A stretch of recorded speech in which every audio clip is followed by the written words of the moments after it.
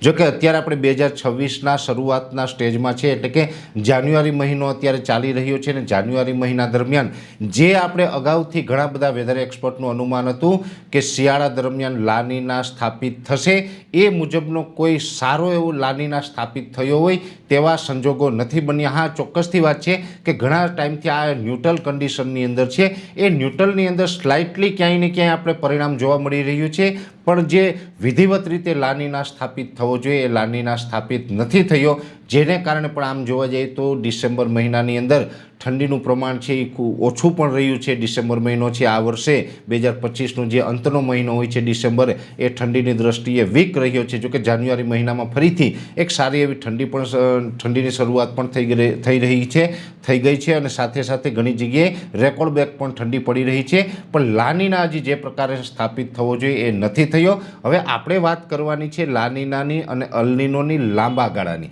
આમ જોવા જઈએ તો લાનીના અને અલનીનો આ બંને વસ્તુ શું છે? આમ જોવા જઈએ તો આપણું જે સંપૂર્ણ પૃથ્વી ઉપરનું જે હવામાનની માહિતી આપતા હોય, જે આપણું હવામાન ચાલે છે, આખી જે વેધર સાયકલ છે, મહત્ત્વનો ભાગ હોય તો એ હોય છે તાપમાન અને પવન.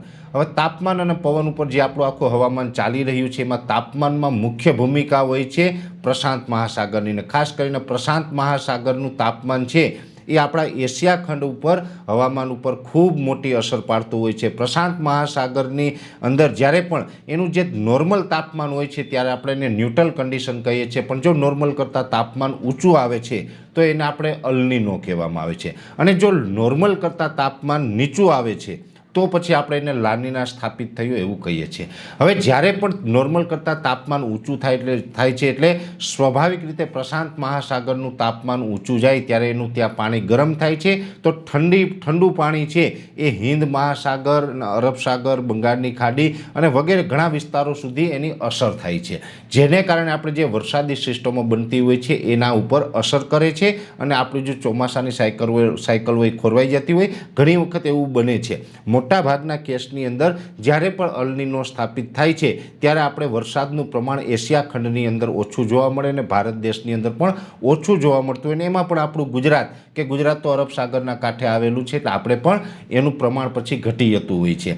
પણ ઘણી વખત એવું પણ બને કે જ્યારે પણ અલનીનો સ્થાપિત થાય ત્યારે આપણે હવામાનની સાયકલ ખોરવાને કારણે ગુજરાતની અંદર અતિવૃષ્ટિના માહોલ પણ સર્જાઈ જતા હોય છે. એટલે આ પરિસ્થિતિ જે આપણે કહીએ છીએ અલનીનો અને લાનીનો હોય છે. સ્વાભાવિક રીતે જોવા જઈએ તો અલનીનો એટલે કે જે પ્રશાંત મહાસાગરનું તાપમાન નોર્મલ કરતાં વધીએ એને અલનીનો કહેવાય છે, અને નોર્મલ કરતાં નીચું આવે એને લાનીના કહેવાય છે. હવે